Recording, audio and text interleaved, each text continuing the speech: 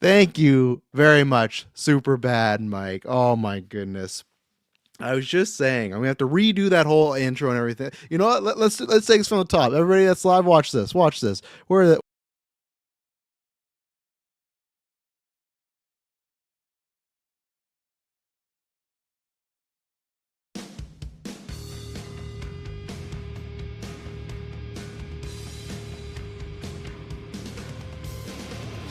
Hello, ladies and gentlemen, and welcome to December 17th episode of Travis Told You. I'm your host, Travis Snail. A big shout out. If you want something, I'll probably cut it on the video. If you want to see it, it'll be up there quickly. I did about 2 minutes of no audio all over as far as I'm getting message from the boys. Got work stuff going on. I couldn't find my power plug-in. You can see that.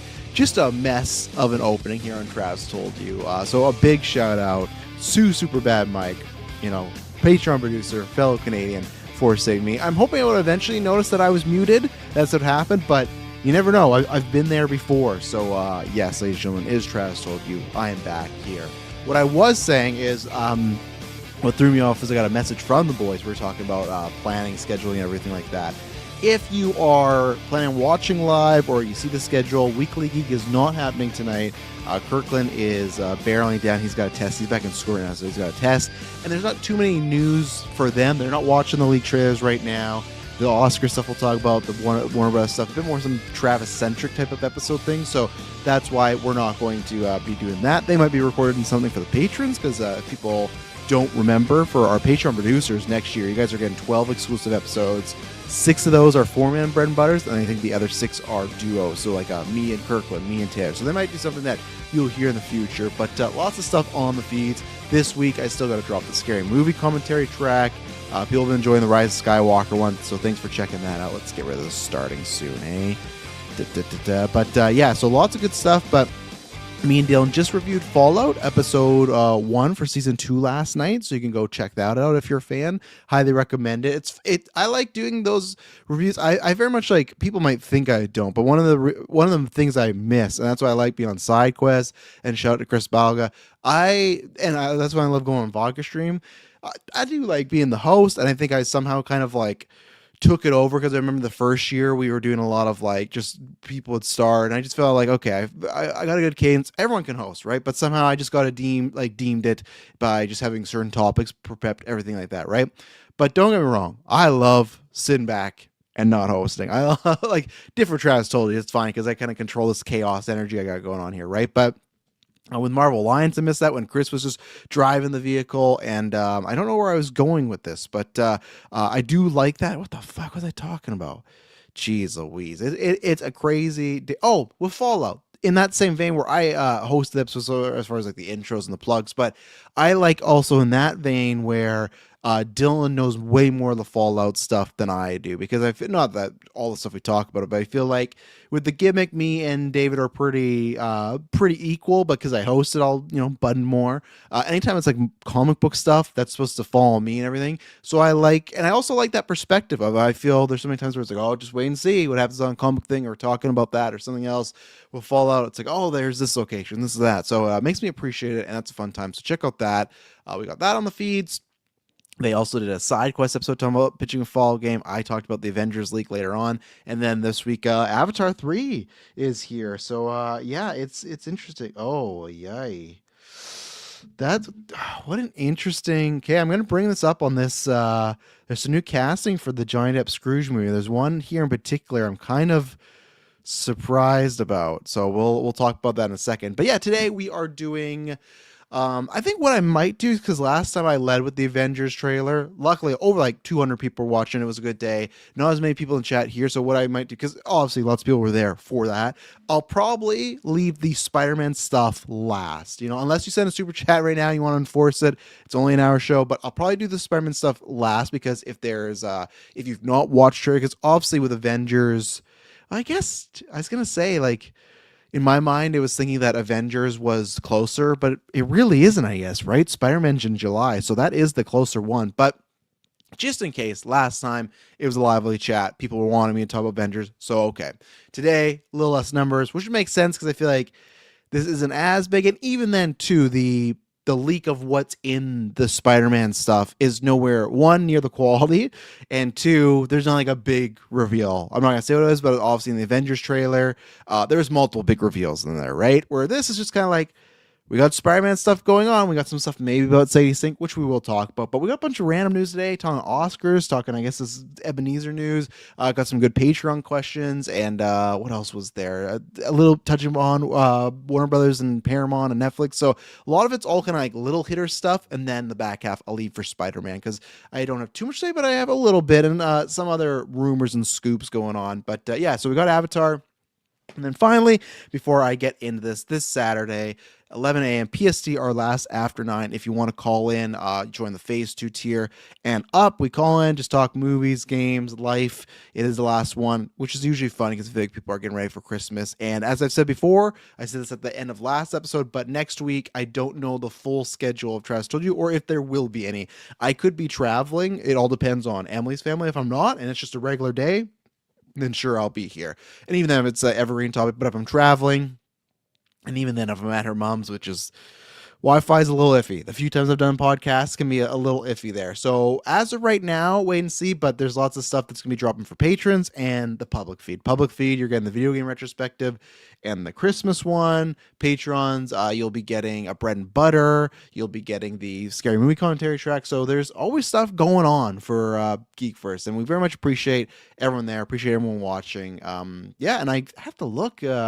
Stats been doing good this month. I think it's our biggest year since our biggest year, which is good. Haven't eclipsed the 2022 yet. That was a big year. We'll see what happens, but a big thank you because it's always nice. I said before we continue, it's like 2022, I always say fucked me up a little bit in a good way, but when we had 13 months in a row of like, oh, biggest month ever, you just kind of think that's going to happen. And then when you kind of get a little lull, and some of that was the content, some of that was the strike, because when the strike happened, a lot of stuff delayed or not as much news, right? But it ebbs and flows. And I think that's nice because it was always, okay, Endgame happened and COVID happened, but I was like, oh, because COVID, that's why we obviously stuff went down, right? There wasn't much to talk about. But then it was like, okay, building, and then kind of like a stop, and you go down a little and then you come back up. So, and obviously we still haven't reached the heights of 2022. Like I said, we haven't broken the overall year, but there's been weeks or not an episode yet. We haven't had the top 2 episodes are Endgame and the Batman. But that to me is like, well, that makes sense. I don't think even in my opinion we have anything as big as that, but stuff like our last year we did the stats. We're like, okay, because we always wonder the TV shows how those do, and we did the stats and we're like, okay, let's like those are good enough to keep around, let's see. And then this year all of them have done pretty well. I have no problem except it did all right. It did like about an average episode. Like we kind of have a barometer of, okay, this is what we think is good, and then great and average. It's not to the point where we wouldn't do season 2 for sure, but it's definitely, if we're busy, we've already said that, well, we'd have to see. That one would be really dependent on the month. And I don't know why, because honestly, what was it? Sinners and Weapons, I think, are in our top 5, and we were, it was like 20 days later. Let me pull up our top 10 episodes here right now. I know people are like, oh, you're just stroking the eagle. No, I'm just trying to make a point here as far as the year. 20 years later, and Sinners and Weapons did really well for us this year. And don't get me wrong, like those are great movies, but usually it's always just IP. So that's where for the TV shows and stuff like that, and Alien this year like did phenomenal for us. Like stuff that I didn't think was going to happen, I was doing well. So a big thank you to everybody that's like made it, I'll take being the second biggest year because, that means we're on a good climb up and there's not a big plateau or anything. Yeah. What are we right now? What is it? 1, 2, 3, 4, 5, 6, 7, 8, 9, 10. Yeah, Alien Kill It. Alien 2 episodes. So for us, it goes Superman, F4, Weapons, 20 years later, and Sinners, and then Alien Earth, Jurassic World, Brave New World, Thunderbolts, and Alien Earth. It was Alien Earth premiere and then episode 5, which was like that mini short one, right? Then Andor is just snipped at the heels. But yeah, honestly, like lots of times that doesn't happen. Sometimes there's like a sneak. I remember one year like Matrix Resurrection sneaked in the top 10, but usually it's just like all Marvel, DC, Star Wars stuff, right? So I appreciate everybody listening. In case this is the last Travis Told You, I guess it wouldn't be, right? Because I'm still going to review Stranger Things. So I'm going to stop ranting now. I'm going to start with our lovely patrons, and I'm going to throw it to Mike, Superman Mike, as he asked a question, and he did save me with the audio. So he said, final box office predictions for Avatar 3, which I will bring up. There was the final tracking, right? Let's see. So final tracking right now. Let me find some water here. I need a drink after that. All the mess that happened there. Oh, 1 second. Let me just answer that work thing. There we go. The box office tracking right now, I was just talking about this with Taylor. Like, again, it's a little lower, but that doesn't really matter because go back a couple weeks. I talked about Avatar 1 came in lower, biggest movie of all time. Avatar 2 came in lower, third biggest movie of all time. The tracking with Avatar should almost be non-existent, right? But right now it's on track to have a 340 to 365 global opening. They have openings that are not like the big traditional blockbuster, Avengers, Star Wars, but they open still relatively well and then continue on. Sorry. I never took the drink of water. So for comparison, again, Avatar 1, 241 million. That became the biggest movie of all time. Avatar 2, 441 million. So it is tracking lower than 2, and 2 had a bigger opening, which makes sense to me. I think I'm still pretty confident let me just confirm what don't bring me the 2015 one. Oh, geez. I did that one episode talking about like the 2000s box office, and I must have been on the 2015 page a lot because anytime I go to Box Office Mojo, it always brings that up. But let's see, Way of Water. I think it's like 2.3, right? Because I think the first one was 2.9, and then 2.3. Billion is locked, and I said like I could see it dropping the another 600 million. So that would put it at. I still think I'm confident in the 2.6 to 2.7. I feel like I'm confident there. Now, granted, much to Taylor's point where he's trying to say that Zootopia is going to be a bigger opening. Zootopia is going to have a bigger opening because that opened at like 500,000 or half a billion, right? Which Avatar is not. That's lagging behind that. But Avatar has that word of mouth. Mike says those Christmas season legs are long though, even though something like Mufasa, or even for something like Mufasa last year.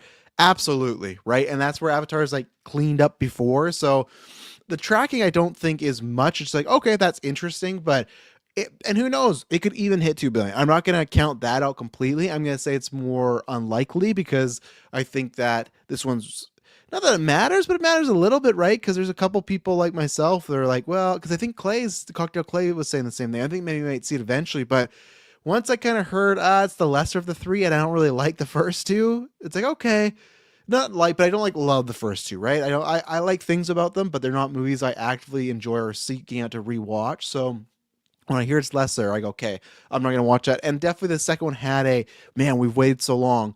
This is only 2 years. People don't have that we've waited so long type of feeling, right? So I feel good with 1.6 to 1.7. Could it be lower? Sure. The only thing I will not agree to is it's not lower than 1 billion. If it's lower than 1 billion, then yes, Avatar is dead. We're not doing another film, but because the budget was 400 million on this thing, I think that's still probably fine. It has to make 800 to clear it. But I'm confident with the 1.6, 1.7. Again, those international markets too. I don't know how they think. In our way, it might be, it's only been 2 years. Do I need to see another one? They might be jonesing. They might be happy. Like, we only had to wait 2 years. Great. I can get another Avatar. So I said this in the opening. I'm plugging in this right now because I already see the battery life. I don't trust it. The second you go live, I could do the same amount of work on a laptop. Be fine. Second you go live and streaming, just so 1 second.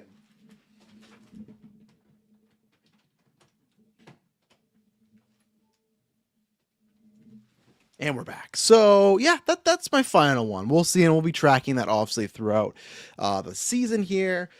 And then I guess I can lead into this. Cocktail Clay says, do you think there's any chance that the Disclosure Day, right, that's the name of it right now, because right, it was the dish First, I thought it had like four names now. I know it had like Untitled Project, but I thought it was something else. And I thought it was The Dish, and then it was Disclosure, but now it's Disclosure Day, hey?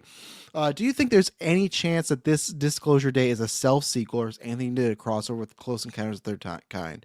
Even if it is slash does, I don't think they would advertise it, but I would love if they just connected in similar ways, or it would be completely fine with having no connection. Um,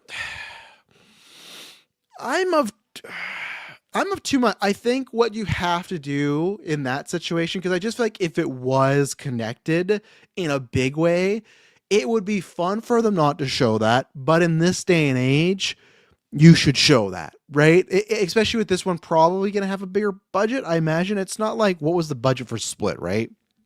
Like Split, because obviously that was I think that's probably the last time. Maybe if anyone in the chat can tell me, fuck, what a profit. Budget $9 million, box office 278. My God, they're just laughing with that one, right? And then what did they with Glass? Even I know that was like did lesser than Split, but what did that do? That did whatever. I remember people like I guess people thought it was gonna be bigger. It did do lesser than Split, but still, budget 20 million, box office 247 million. They're laughing with that one, right? And I'm a fan of Glass. I'm a defender. I don't care. So that's the last time I can think of a bigger movie franchise where there was a connection that wasn't advertised, right? And it came in at the end. I think with that, you can take a bigger risk because $9 million, whatever, right? I doubt the Disclosure Day budget is out there, right? Disclosure Day. People don't know it's Spielberg's Alien movie. I'm going to talk about the trailer here in a second. Let's see here. Is there any budget or rumor of a budget even? Let's see. No, I got the budget for the 1994 movie, which was $55 million. Yikes, how was that? Demi Moore and Michael Douglas cost a lot back then. Right now, there's nothing. So it's kind of hard to see what that would be. So that's where, if I'm assuming it is a bigger budget, if that is the case, in this day and age of how things aren't doing that well, like, there's always two minds of me, right, Clay? Film fan, don't say anything. Have a fun surprise. Absolute, right?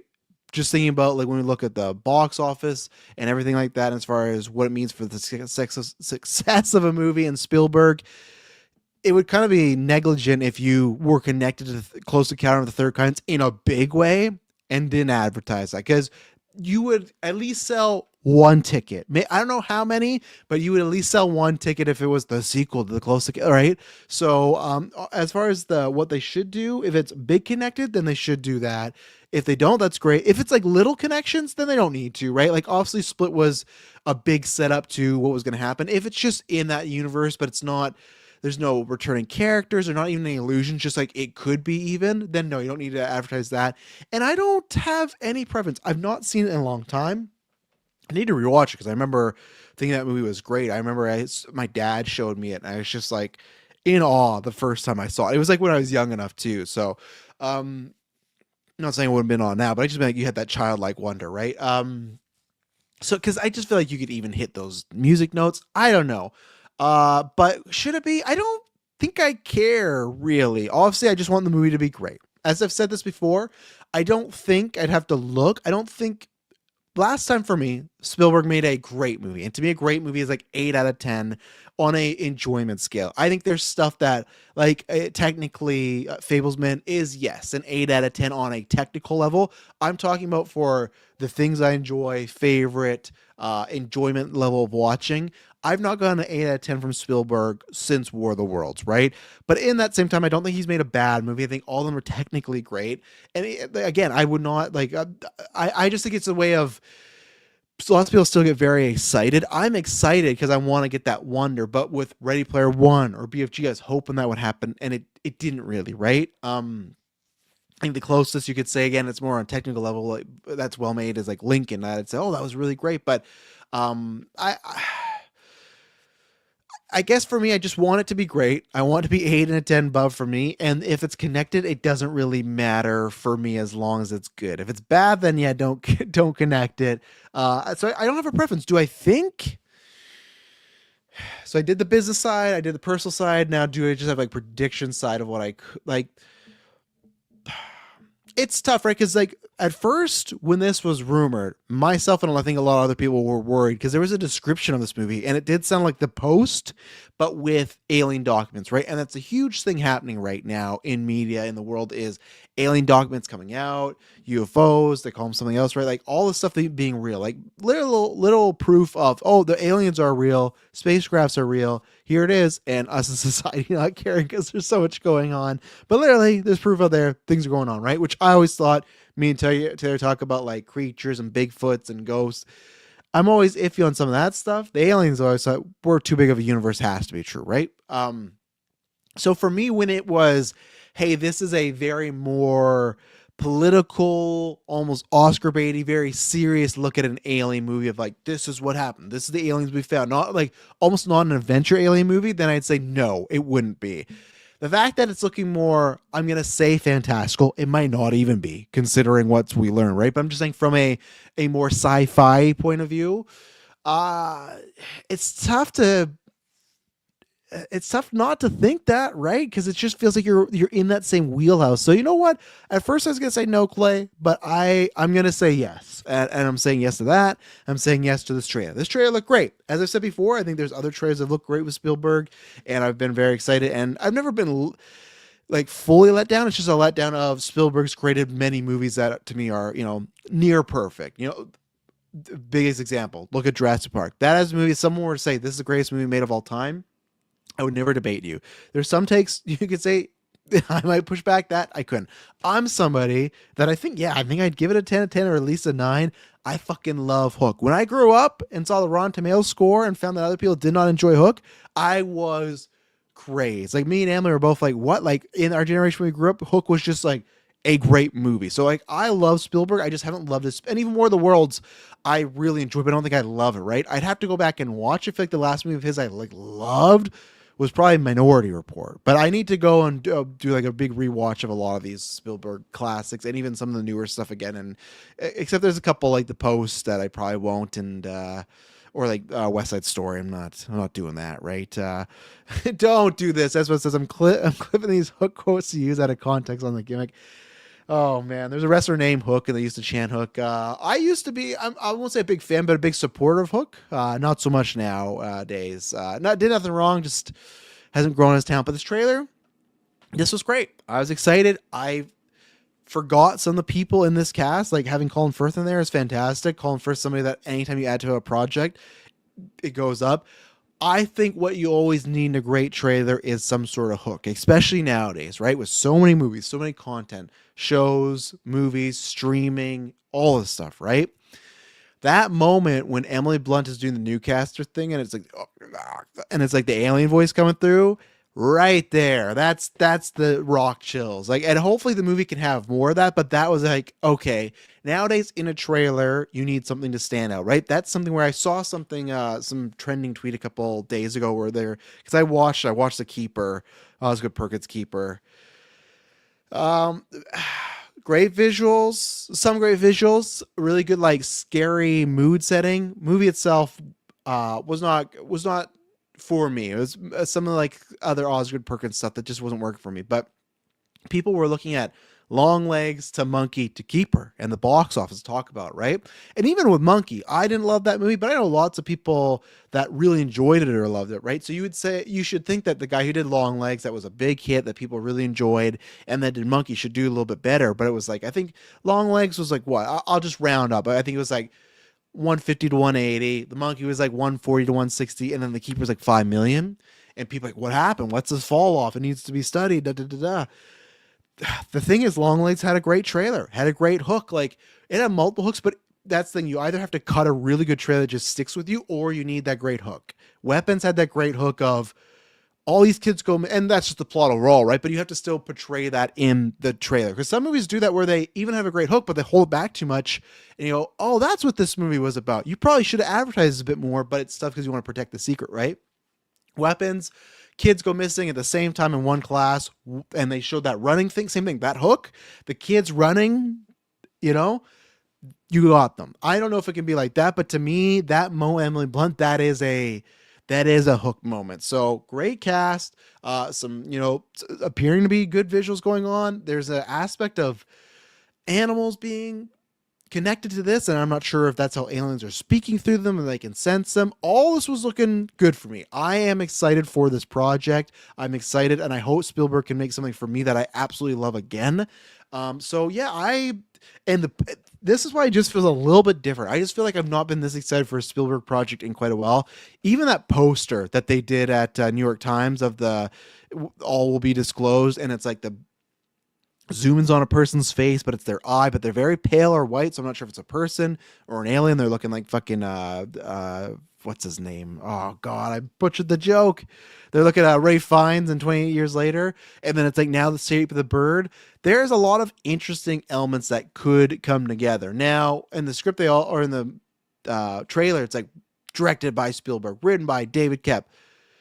I saw Jurassic World. That doesn't mean what it used to, right? It's great to have that pairing back together, but I'm not 100% locked in as far as this is going to be an 8 out of 10 or I'm going to really enjoy it, right? I'm thinking I'm going to. I think this is a good start. I think all the marketing has been very good so far. So I'm very excited. I hope it's something good. I don't know if it's like, because obviously Mike asked me this and people have been sharing them, and I will have to wait till see when we do the episode. I don't know if it's in my top 10 for most anticipated, because next year there's tons of stuff coming up, just tons of stuff. But so far, so good. I think it's looking really, really good so far. So yeah, I'm excited. I can't wait. I'll be there. There'll be a review, so look out for that.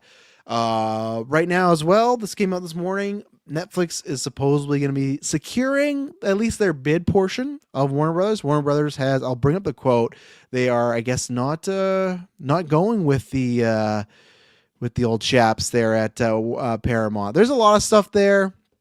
A lot of reports, not going to get into it, and because the next M2 we're going to talk about this is when it goes through, which could be, I think they said like late Q3 next year, right? But let's see. Warner Bros. Discovery is planning to reject Paramount's Sky bid stance of $108 billion hostile takeover bid. The board views its $83 billion deal will Netflix as superior, offering better overall value, greater certainty, and stronger terms for the shareholders. Now, this is something I don't know, and this is something I'm so completely blank on. And someone could tell me. At times I thought if you were to buy a company, those shares kind of go away and get paid out for them. This kind of still sounds like shareholders will be around and having some stocks in Netflix and they're just getting money for that. I'm not sure. Either way, I said what I said a couple weeks ago, right? Where if it's just going to come down to money, then why wouldn't you take this bid? But if there's more on stake for Zaslav and the board people, and they do think Netflix is a better option to go with, and plus there was some rumors that once they found out that the Saudi thing was involved, apparently there was some like, well, I don't know if we want to sell here, right? Which I appreciate. I'm not going to make a blanket statement on everyone in that country. It's just, as I've talked about before with WWE, we've all seen some very shady stuff go down. That's like, I don't love my favorite characters being connected to that brand and people that have jobs connected to that brand. Who knows what could happen, right? So now I think the way that it's going to happen is they're going to turn this down. I think the only way that could go through now is if they were to buy I think it was 90% of the shares to hold some sort of really hostile bid takeover. I don't know. So it looks like it's not happening from that perspective. Now we have to wait to see if they'll get approved and everything, but I honestly think they will. We've heard this before with Disney and Xbox. We've heard this, or not Disney and Xbox. No, we've heard this before with Disney and Fox, with Xbox and Blizzard, Xbox and Activision. This happens and everyone cries foul and go, well, it's going to have to get approved, blah, blah, blah. It's not like it used to be. These things just get approved, right? So I really think as of right now, it looks like it's going to happen. As I've said before, I wish WB stayed by themselves. I was pulling for Netflix a bit more than Paramount because of the base of the past things because I know people have made the argument, and this is a much bigger thing for Americans, right? So a little political, but I don't think it's too political, whether you're right or left. People's big concern were, hey, if they get those broadcast networks and the news networks, they're going to do X, Y, and Z with it and be very political leaning to the right, right? And I'll say too far to the right, right? As I said before, I got friends on left, friends on right, but I think we can both agree whichever side you are. There are you can go too far on either way, right? And I think people were worried that's what they're going to do with these networks and have a lot of control over them. And then I saw the pushback from some people go, well, it doesn't even matter because if they don't get WB, they can just buy that later on the split up, like the movie side, right? And I'm like, okay, so either you're telling me, and let's say this is true. We don't even know. Paramount could have got this and be like, hey, we're not going to actually go that far, right?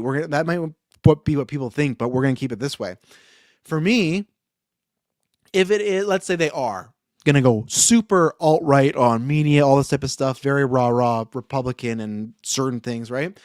So the scenarios you're telling me are Paramount buys the movies and the news and does that, or Paramount can only buy the news and does that.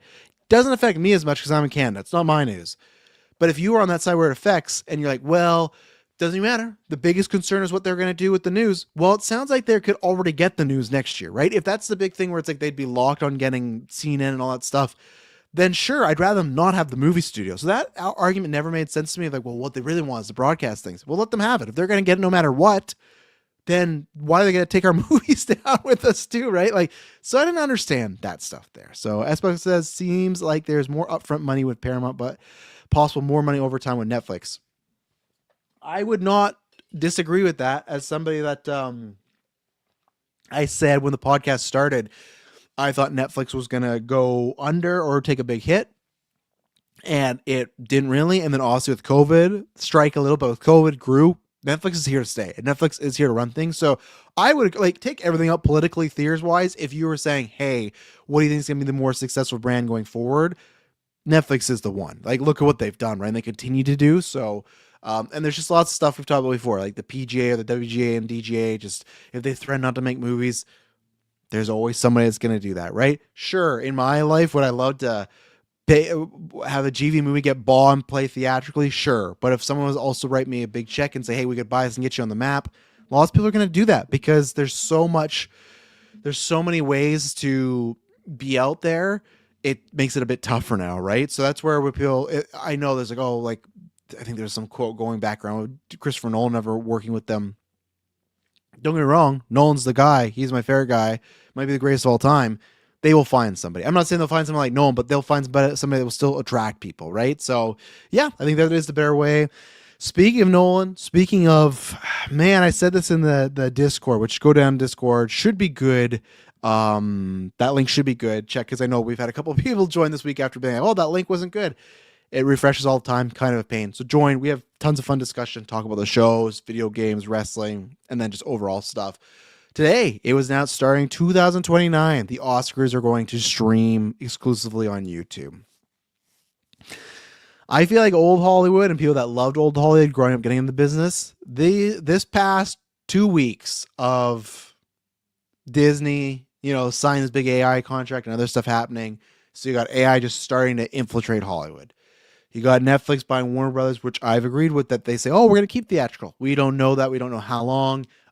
And there's a good chance that they can cut a lot of that. So a lot of these theatrical things are going to die and it's all on Netflix, right? And now Oscars on YouTube. Listen, I don't think there's anything wrong with YouTube. It is a whole different medium, right? People have literally become billionaires off that. I'm very happy that I can host our service. Their newest algorithms, stuff like that, are a pain in the ass. I had to recreate the Geek for Studios YouTube channel. I was so annoyed when we posted that. It must just got a bug with it and did well, but when we posted the first Adrenochrome teaser trailer, it was like 16K. I guarantee there was some sort of, I worded it right, or it's just the great timing and it got in some loop for horror trailers or something like that, right? But it's like, okay, good, eyes were there, but then it's because of a certain, literally, they said because of this frame in the trailer, you're promoting bullying and anti-hate, or like hate and anti-this. It was a picture of me in front of a fucking tree. And I screenshot it. I went to YouTube Help, but because YouTube Help is just a bunch of bots, they couldn't help and didn't, and we lost the channel. It was so annoying. So it is not a perfect system, but they've created many people. There's ways to do things to be successful, and I'm very happy that we have YouTube because it stores a lot of our content. I'm happy we can go live, right, and have the chat. All that stuff. I'm not trying to speak like they're going to shut us down, but I just mean like it's a great system. I don't necessarily have a problem with this, but I can see a lot of people, like, to me, this to me is a blanket statement for many people. Might not be for you listening, might not be for anybody out there, might not be for people in the industry. There are people, and I think in droves of many of them, that will not like this because I think it does, in a sense, for them, make it less prestigious. Lost that word for a second. For me, the reason I'm for this, and I'm not, it doesn't matter like where it is. I'm not like rah YouTube, rah NBC. I'm watching Oscars no matter what. Sure, their importance have lessened a little bit because of some of the things we've learned over the years, some of the politics of it, but I enjoy the show. I enjoy the speeches. I enjoy people getting rewarded for their work and achieving that, right? And obviously, in that business, it means something. When you win it, you get to get more money, producer credits, you get that Academy Award winner, all that stuff. We've seen why it matters, right? It can kickstart a career. Sometimes it doesn't at all. We've heard multiple Oscar winners these past few years be like, yeah, I won an Oscar and got really no projects, or I just got offered the same thing over and over again, right? As Bubs says, now it's time for the Game Awards and Oscar ratings. And that's to my point, as Bubs, is why I think YouTube or streaming is good is because a lot of people, I've not had cable in at least over 10 years, right? I always got to find some kabuki way or a subscription service like a YouTube TV or something to watch said Oscars, right? And then I'll cancel it right after. And that's because I'm a fan. There's lots of people that might go, oh, the Oscars are on, let's just say ABC Plus. I know it's not a thing, or Disney Plus, right? And if they don't have, it's like, I got to pay that. I don't really want to. I got enough streaming services. Oh, I got to get that cable package. I don't really want to. It's a pro and a con because you might have people that tune out or only watch a little bit of it. But if it is on YouTube, it's easily to click there. If this is on YouTube, which I guess it is, they need to make it like opening window when that thing's on, not just like a tab. They should go all out and like you are not going to miss it. The same way as like when Netflix with Stranger Things was back, you don't miss it. Where there is some things that are exclusive Netflix, it's the launch day and it's, I got to literally search the search bar. So they should do that. But that's where for me, it's to survive. This is the way that we'll get more eyes on the academies. Now, chat's going to be restricted. Absolutely, chat's going to be restricted. They should probably just turn it off, to be honest. But that's where I feel like a lot of people that grew up where, for example, right? Jennifer Aniston, I think it was a couple months ago, she made some statement that people got mad about. I don't really care because, like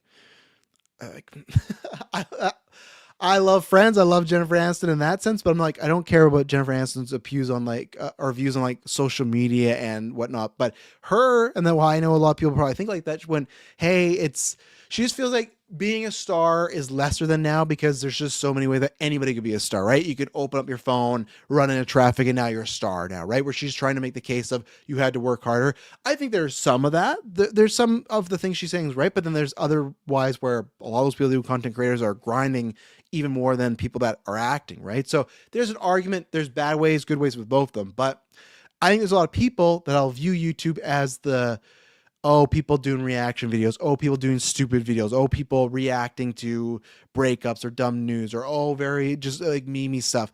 They will look at this and go, man, the Oscars are on that platform now.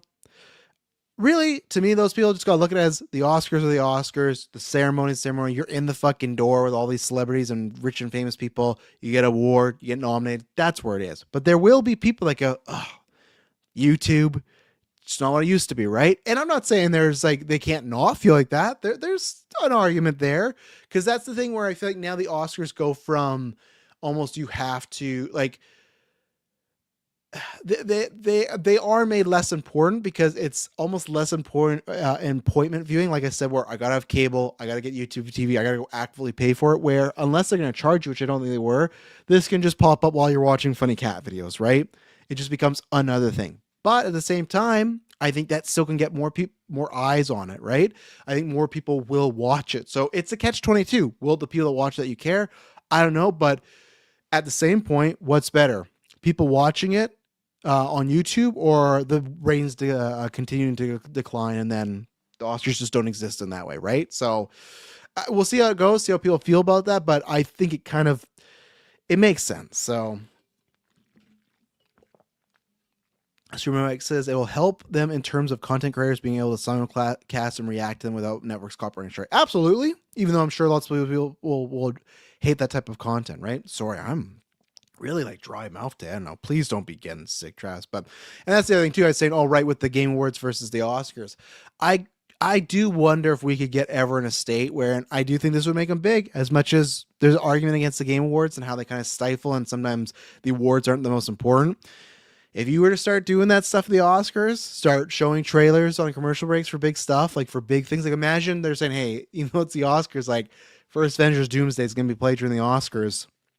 You get those ratings, right? So to me, there is a good method to what Jeff does. I think sometimes the balance is off, but you could see something like that. So we'll see. And then, so finally, before we get to the Spider-Man stuff, so anyone's watching Spider-Man stuff, we're doing this last story and then we're moving on. So let me just take a look here. Just make sure I didn't miss anything.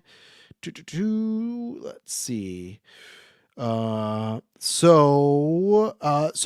there's two Scrooge Christmas Carol. I said before, I watched Christmas Carol. I'm in the middle of watching the 51 version.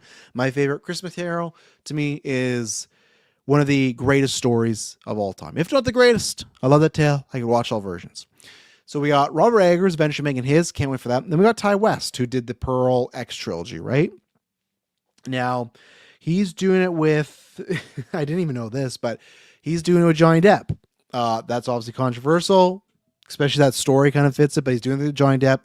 And I didn't know that Tramiel Tillman was in it, and Ian McKellen was in it, but they've added a few people. They've added Sam Claflin, Rupert Grint, and Daisy Ridley. So obviously Daisy Ridley's worked with Johnny Depp before in the Murder or Express thing, right? And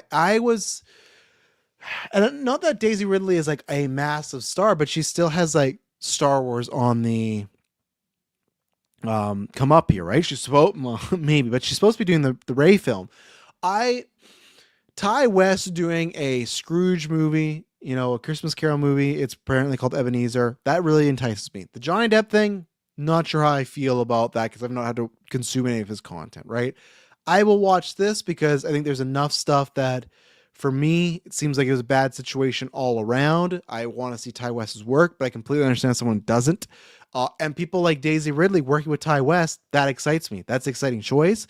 I'm interested for her making that choice, and this definitely feels like if Johnny Depp's going to make a comeback, this is how you do it, right? You're kind of doing a story that art imitates life, and you have people like Rupert Grint, Daisy Ridley, Ian McKellen, Tramiel Tillman that are a bit more in the mainstream, and it's not like Kevin Spacey when he's making films in France or something, and it's a bunch of people you never heard of, right? You kind of go, well, I could understand that actor of trying to get some publicity, being a big project because it'll be watched by people that are interested in Kevin Spacey. Sure, I'll do this. With this, though, it's going to be a North American film, and it's going to be interesting to see, people, their reaction to this, right? And obviously, it's going to help to see what happens with Pirates and everything. It's kind of like when I talk about Brendan Fraser or like with Macaulay Culkin. With our fall review, it's like it seems like a lot of times they do one big thing and then go to the old IP. I could see this working out and then Pirates 5 happening, right? So on just the call sheet, I like the idea. I like the cast. Gonna be a really interesting thing. I'm definitely interested in the Eggers version because I love what he does, and I think after Nosferatu, that's kind of like a perfect fit. And Defoe, like, don't get me wrong, Johnny Depp can be a great actor, but Defoe is Scrooge. Come on now, that's a generational performance there right now. So, or it could be at least. I think it will be. But all right. So, just like last time, we what was I gonna say? We are going to talk about the leaks here, and then I'll give you a warning when I'm going into full spoilers. I don't think there's too much to spoil, but I will give you for if you've not seen the leak. So, gonna take a water break, ad break. Be right back. So, kind of crazy the week that Marvel's having here. So obviously we talked about on Monday, the Captain America, I will edit some stuff out, live people. I'm sorry if you heard anything. The teaser trailer for Avengers dropped. I'm sure people know stuff, but still. The teaser trailer dropped for Avengers 1. And then in a couple weeks from now, the second one's going to come out. The audio of that leaked, not the video, but the audio. I was surprised the video is not leaked yet, but it is there. And people have said that, with the first one, I don't even think they were intentional. I could just believe that, okay, first teaser's out there, people are going to record it. Let's get this happening. I could see why with teaser 2, that might be a bit more of an annoyance, right? So that happened after the fact. Apparently there was like a minor leak of Mandalorian and Grogu, but I don't think many people cared because I don't think the hype's there for that movie. But then the bigger one that happened yesterday was the Brand New Day trailer. So, and I won't talk about specifics, but we've been here before multiple times, obviously specifically with No Way Home. I guess Spider-Man 3 and Amazing Spider-Man 2 had also had leaks. I wasn't, in touch at that point, but so this leak happened. And I saw it. It's a classic computer monitor. Someone's filming it, bad quality, and it's like on a diagonal angle, right? So obviously nowadays with fake trailers and AI, all that happens.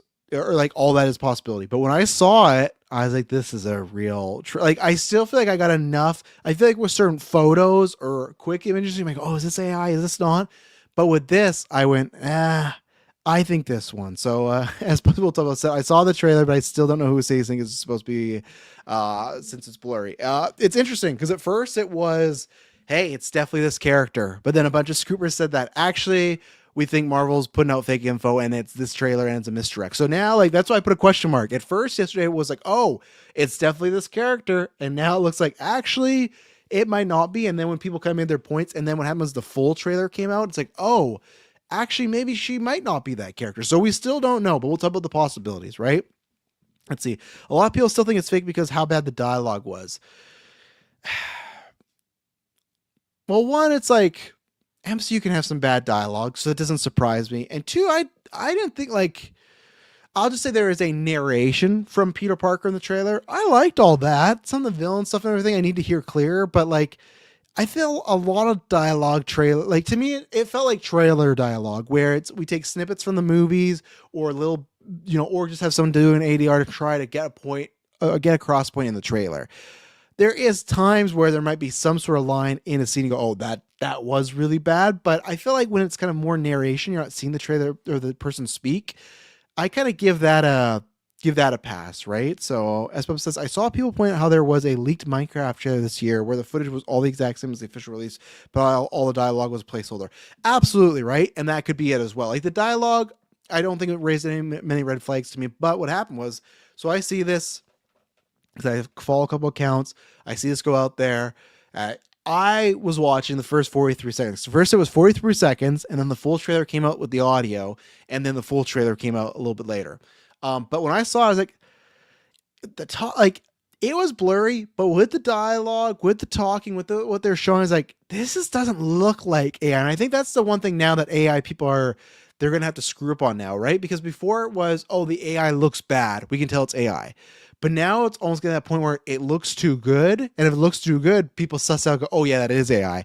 They now got to find the right balance of making AI that looks good and real, but then also shitty, like a leak cam quality thing. And even then I saw one yesterday of like two people talking the Doomsday trailer and their faces are going crazy. So there was enough where I'm like, I think it's real. I go on my timeline. A lot of people saying, oh, AI slop, it's fake. So it's like, okay. And I didn't share anything yet to QA or the Discord because like, okay, I'm going to wait because if it's not that, then okay, we'll see. But then there was the same people that said, oh, it's that. Obviously, they went to go talk to somebody and they're, I think I was wrong. This looks real. And that's what happened. The full trailer leaked. Now, we don't know. There was somebody that put out that a lot of times when trailers are ready at this point around like that, where it's not going to release, it means they are working on it for a soon release, meaning they meant like that doesn't mean it's coming with Avatar, but that means soon, whether it's in December or even Super Bowl time, which Super Bowl could be. I can't remember what Sony's done recently at the Super Bowl for their ads. But then what came out well was there's rumors that Spider-Man might be attached to Anaconda. So I guess that is a situation, right? Where it doesn't matter now, but that is a situation where I made the argument that, hey, attaching the Avengers trailers to Avatar is not to boost up Avatar. It's to boost up Avengers. So people can see Avatar, which could be one of the most watched movies of all time again for a third time. And they go, oh, there's an Avengers trailer coming up. Oh, this character's in it. That makes sense. That still makes sense to Spider-Man. But it does make sense for, I don't know if people are going to see Anaconda. Well, let's do this exclusive trailer and get people to go see Anaconda. That makes sense, even though we still get the same leaks. But at the same point, I still would go, hey, get that trailer on Avatar. Like, get it in front of all the people. I understand what they're doing, but if this trailer is real, and this is where we will, I'll just say before we close out, crazy this is going on. People, I'm sure at Marvel aren't happy, and Marvel Sony, to have Avengers trailer 1, 2, and then Spider-Man. And then there was rumors of the third one maybe leaking. We don't know. There is kind of stuff out there about what it is about, and it doesn't seem like it was accurate last week. We'll see. There's somebody hinting around Christmas week they're going to release some stuff, and they're the people that release the other stuff. So be careful out there, you Twitter people. Godspeed for what you're doing. I understand if people aren't watching the leaks. I understand that. For me, doesn't really bug me per se. It's just a trailer. We're going to see it. But yeah, I don't know. It's interesting what's happening over there and a lot of stuff's going, but I don't I don't think it's hurting them. I've seen people make that case. I'll say the same thing on the Monday episode. I don't think it's going to hurt these movies. So I'm going to talk about the trailer now. So if you have no interest in hearing anything about it, any leaks, anything like that, now's your time to tune out. Very much. Thank you for tuning in for Trash Told You. I'm going to take another water break. And then when the tongue is wet, I'll be back talking about trailers. I was going to say the tongue's always wet, but sometimes it's not, right? It can dry up. So you ever do this, kid? So your tongue in front of a fan, just feel it. Fucking feels weird, man. Feels weird. Try it if you've never done it. It's never too late. So the trailer. If this trailer is real, I've never heard the song before. This like New York I Love You. It's by like LCD Sound System or something. Fuck. Great. I love the song I listened to after. Great use. And that's where, to me, there was just little things of the title card at the end looking good. That song where just, I could be wrong, but I feel like most time when we get fake trailers, it's like generic, go on Pond 5, download some rock music or action music or trailer music. This song choice, now I know it's different director and probably different writers and team, but that song choice felt very much in touch with the first two trailers for Far From Home, but especially No Way Home when they used that, oh God, what is that? Oh, I'm forgetting the band's name, but you guys know what it was like that. I'm forgetting it, right? But it just felt very much in tune with that. I remember when I heard that song choice, someone in the chat, please tell me the song in the first Spider-Man Homecoming trailer. It's going to bug me. Great song. They used it for Pineapple Express as well. Like, great song. And it's like right away set the tone. That set the tone. Especially, it's called New York I Love You, and it's like, but you're dragging me down, or you're holding, like you're making, pretty much you're just making me sad. That's Peter Parker's life. Loves New York, but a lot of shit's going on. So it just felt like, and maybe it comes out it's fake, but this, okay, same writers, which there's like what 20 of them, but like, it just felt right with where we're going. Someone could suss out, but it just felt like this is a movie trailer song selection by the team. I don't know why. I can't explain it. Just felt like it fit, right? And I loved the narration. Again, I'm just going to say this is all real because that's the other thing I forgot to mention. They struck all these trailers down. So this shit, at least a version of it's real, right? Great idea as far as, hey, I'm Spider-Man. I'm not sure if you remember me, but I did this. And I'm saying it in a very like, should be like, oh, I'm Peter. No, it's his narration is not solemn, but has moments of that and just very just kind of, I'm doing what I'm doing. I'm Spider-Man. I'm just trying my best to protect the city. It sounds like fucking Spider-Man. And man, I don't know if they'll do it. Only too surprising. Well, is there though, Mike? Because like I feel like maybe it's the script or the story by. Because I remember with No Way Home, and I feel like this happened each time where it's like when they're like written, or maybe I'm just saying Homecoming. Maybe that's it. Because Homecoming had like 6 writers, but I thought this was one of those where there's a lot of people they're feeding the fire there. But maybe you're right. Maybe I'm just thinking of Homecoming because that probably did change a lot of hands. But it just sounded like what Spider-Man should, and I don't know if they would. I would fucking love it. That's one of my only negatives about the Batman is the narration's so good. Do more of it in the Batman 2. If we got moments of him narrating the movie, hell yeah. Like that's obviously a comic book trope that characters do all the time, right? Because from their perspective. But if he were to talk about that, yes, more of that. Yes. The biggest thing is there's a lot of things in here that aren't completely done with Chris McKenna and Wick Summers. Okay. There you go. Thank you, Mike. There's a lot of stuff that they still got to spruce up probably, but there's some unfinished FX shots. There's even one where people saw where there's webs shooting and he doesn't have their organic web shooters. There's 2 things with that. Either that's a situation where, okay, we got to add that in post, that's coming. Or some people theorized, what if that's why they gave him massive web shooters in this one? So when he somehow gets organic web, it feels like a bigger deal. I'm fine with either way. I like the organic web shooters. I don't have a problem. I get it from a scientific point of view. It makes Peter smarter. Like, oh, I created this, but I also like it because we get to lose the trope of, oh my God, I'm in peril. My web shooters are broken. When that happens, man, that happens so much, especially the animated show. Anytime there's peril, someone's getting, oh, Eric Summers. There we go. I was like, Rick Summers, what a name with a W. But I'm happy with that trope to go away, but it's fine if it's there because I like the web shooters.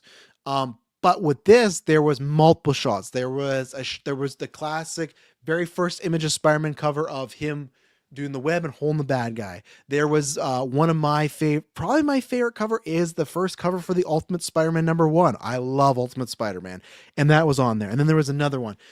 We had already seen this before with the DOP and with him, and there had been rumors about that too. It's like they're trying to make, I can't say comic accurate, but very comic book lore loved. And I think that's a big thing because I really enjoyed that trilogy, No Way Home being my favorite. But I do get the point. I'm not saying they got a bag on the guy, right? But it was a couple months ago when the web sling came out. I remember all my timeline was quotes from John Watts being like, well, I'm not going to do the practical web shooting or web swing because it looks bad. It just can't look good, right? Which I push back on. But I'm also not going to sit here and just dunk on the guy all the time because we talked about this on Monday.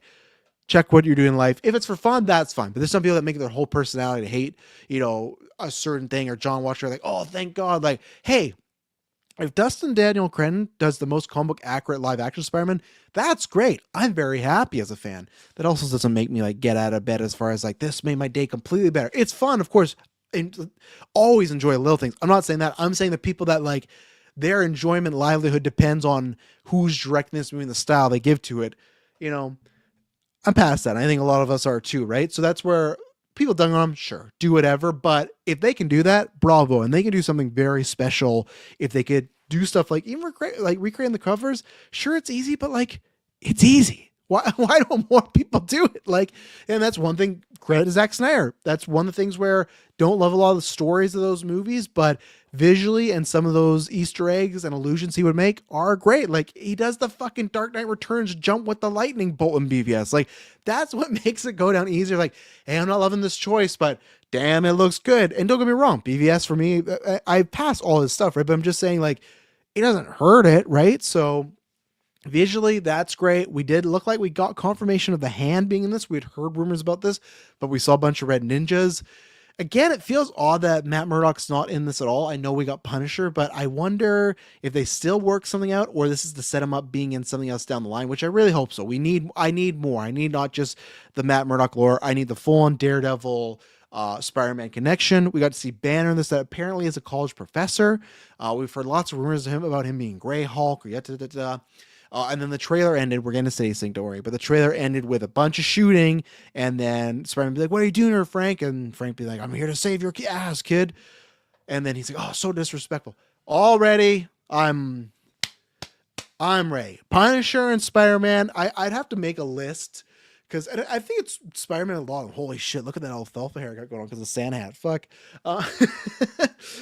Spider-Man just goes good. Because I think if I were to do a top 10 of my favorite characters combined, like dynamics, Spider-Man with Frank, Spider-Man Daredevil, Spider-Man Wolverine, they might all be in there. Spider-Man and Frank is a very different dynamic, and that's gonna be tons of fun. I think already they're nailing it.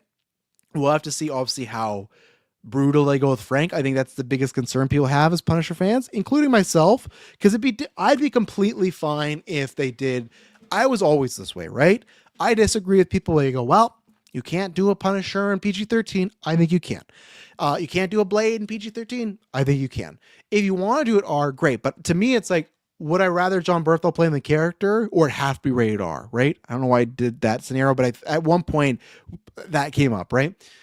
But I think where the issue is now, I guess to walk it all back, I would have been completely fine if they said, hey, we're bringing John Berthel back. We are doing the J.K. Simmons things where he's playing a different version. Obviously, it's canon now, right? But let's say if they would have said, we're doing a different version, he's going to be more, Disney centric, family friendly. But if you can still bring that performance and hit on the themes that make Punisher the way it is, like you can still do killing and not be rated R. If you can do that, then I still think there's a way you can do it. But now I think the issue they've set up for people themselves, which maybe it's not an issue, but they got Punisher and Daredevil, he was more brutal than he's ever been. And then they're going to do the Punisher special, which they say this is the most brutal he's ever been. So it's like, we keep ramping it up. That's where it could be not a good transition to see Punisher and those two things, and then in Spider-Man. And especially more if I don't think it's the violence, because to me, you can do the same violence, but cut away, not making it as bloody. If he's more quippy or lighthearted, like in Daredevil Born Again, when Matt saw him the first time, he seemed like he was in a pretty fucking bad place. When he was in a little cave there and the beard, like, didn't seem like Frank was doing well. And in here, if he is, it's kind of like, well, doesn't really work, right? So I understand, but I think their chemistry is going to be good. Obviously, they've acted before. I think their chemistry's, or they screen tested or auditioned before. They're friends. They're in the Odyssey together. Like, I think it's that all stuff's going to be good. Chemistry, dynamic. It's just a question of what they do with Frank. We'll have to see. So now with Sadie Sink, I'll pull up this character's name. So that's been the big thing of who is she playing, right? Is it MJ? Is it Gwen? Is it this? Is it that? So two things have come up the past couple hours here, right? Or I guess a few things more than two. God damn, I forgot X uses their terrible, their terrible fucking new chat message. Thank God I got my mouse plugged in. Hang on. So, so this had come out a little while back ago, right? And we had talked about this and not being a fan of this, where she was rumored to be, there's a bunch of rumors, but the most recent rumor was she was rumored to be this character called Shanthra. Like, I don't know how it's spelt or said. I meant to, let's see, where is it here? Shathra. Who knows? Anyway, so that it sounded like it was going to be a hybrid of this character has a lot to do with spider totems and spider multiverse stuff. Like, I will read this. Thank you to Mr. Chris Balgo, host of Marvel Lines. Check out him and David every week. Not the next little bit because holidays, so they're going to take some breaks. But good guys over there, despite our trivia battle earlier. But I asked him just to give me a quick little rundown. He says the term spider totems, and this is about this character Shathra, right? She's would be connected with that. The term spider totems refers to a class of multiversal supernatural entities created by the elder goddess linked to a mystical force called the Web of Life and Destiny. Let's see. I'm not going to read all, Chris. That just gives you a bare minimum of what that character is, right? Because we'd also heard rumors of, this character she's playing is like a human version of the multiverse. So, excuse me. Sounds like it'd be something like that, right? Taking elements from Spider-Man and multiverse stuff, all that stuff. I don't like the sound of that. I will,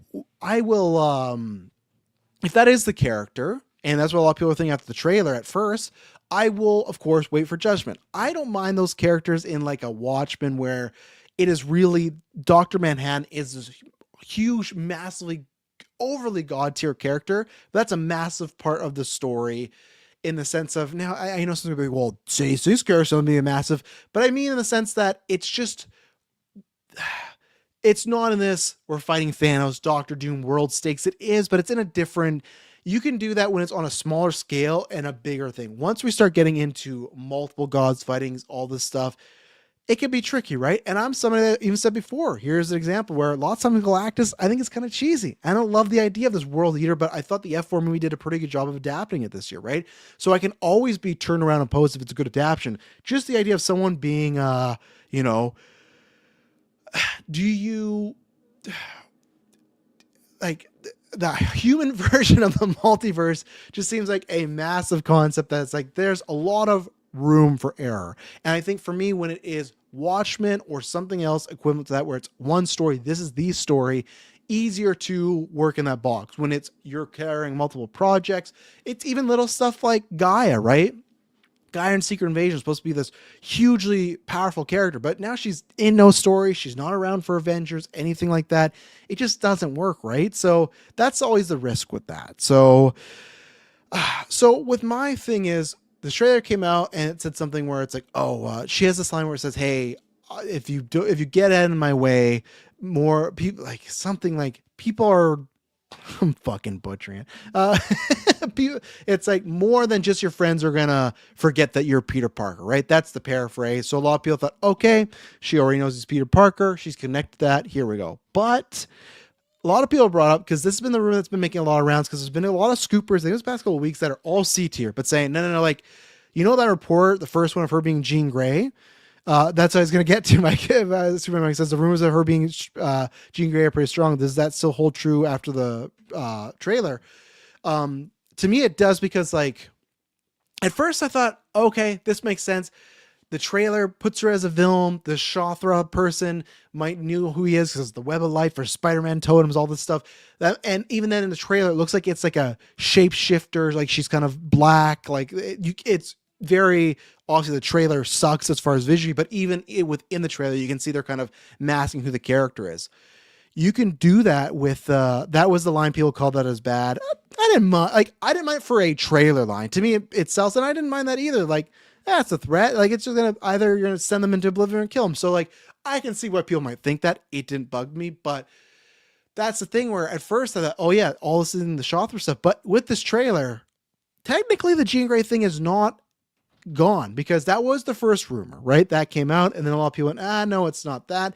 But then lately there's been way more people coming out in the C-tier sphere going, hey, it sounds like, no, like I was told she's Jean Grey and she's still Jean Grey. And I don't know a lot of these people's records, because there are a lot of people that, especially with these leaks, are newer to me. So I can't speak to them, right? I've just seen them before. They've gone some stuff, gone something wrongs. I digress. Oh man, this is what I don't usually do this, but you know what? Let's have some fun here. Captain 07, my God, how could you talk so endlessly, Parrot? One, I don't think parrots talk endlessly. I think they have to mimic people, right? Captain, they got to mimic people. I don't know. It's a solo episode. I don't know if, let's see, if I leave there's no one else here. So I guess, I don't know what you would want from a solo podcast. I'm going to say this is probably not the channel for you. And I'm going to say that probably you're a troll and have some fun. But at the same time, there's much better things you could do in life. You could troll someone else that's going to, get really heated about it. This isn't going to bug me that much. Like, what else would you want me to do in a solo episode? This is not wasting my time, because I'm having a lot of fun. I'm going to get all of it. You are literally sitting there typing stuff. You're on your phone, I can see. Go do other stuff. Go buy some stocks. Go do something. Go watch a trailer. Go, I don't know, and a dating app. Go have some fun, So, but the Parrot will continue on.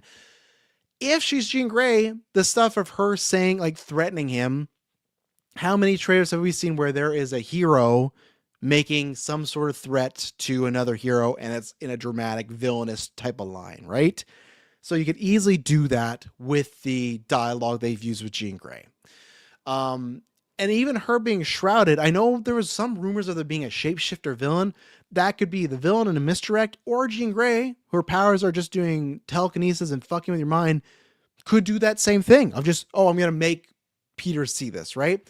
So my only thing is, and that's where they've also come up where, what is this organization, right? It's the DODC. I can't remember what it is. They're in No Way Home. They're in Miss Marvel.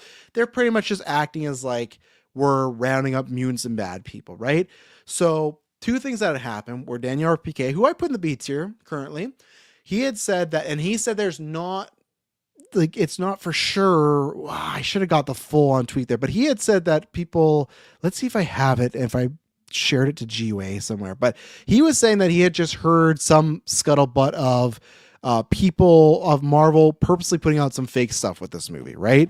And that would make sense as far as with, and it sound like they're especially hitting on the Shothra stuff of, hey, kind of lean into that, right? So that happened. And then this thing came out this morning from Cosmic something, I can't remember what it is. I put them in the C tier, maybe a bit higher C tier. It's Alex from CC. I think it's Cosmic Service, but the rumor is Tremil Tillman, who we talked about earlier, will be the head of damage control.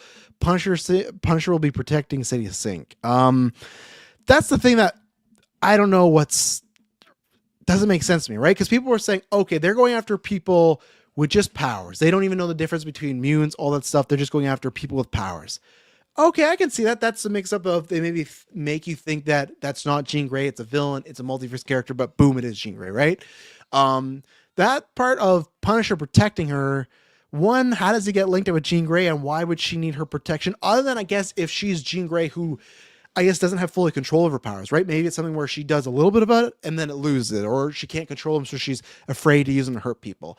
Again, I don't know how she gets linked up with Punisher. That's interesting, but I still hope that is true, because one, I don't need like a big multiverse world character or whatever, but two, I think if you look on the basis of just Sadie Sink as Jean Grey, that's fantastic casting. I think that's a coup for them. I think they want to, with X-Men, you got to get a lot of stars that people want to see. I think people, for multiple reasons, want to see Sadie Sink. She's coming off Stranger Things. I think obviously if they're going to go younger, you want to get people that are not super expensive. So like with Sadie Sink, obviously Stranger Things, but she doesn't have like an IP franchise yet. So I think she probably costs a good amount, costs what she deserves, but at the same time, not like someone that's like a Margot Robbie or Emma Stone, right? Like something like that, where it's like they probably have a bigger bill because they have Barbie and Harley Quinn, or Emma Stone has multiple Oscars. This is Sadie Sink still in the building phase, right? So for me, Makes a lot of sense, and it would be great. So I think that's the thing where uh, uh, I don't think we're going to know really till we get closer to, because eventually, probably within that 6 months, there will be some scooper, a test screening, something will come out there, and it'll come out, right? So do I want to be Jean Grey? Sure. If it's a multiverse character, I'll give it a chance, but that's where I think the 24 hours was like, oh, it's definitely this character. And then someone come out saying, I've heard they're kind of putting out some fake stuff, and multiple supers being, I've heard she's still Jean Grey. And then when I really thought about it, and you looked at the trailer, it's like, there is actually nothing in this trailer that would say she's not Jean Grey. It could just be misdirect and other stuff, right? Like when they put a lot of dream sequence stuff into trailers. So we will see if this is trailer. Liked it. There was some Tombstone talk in there. If it is a trailer, I'm liking it so far. Good vibe. I hope it is. I hope we get to see the real thing soon.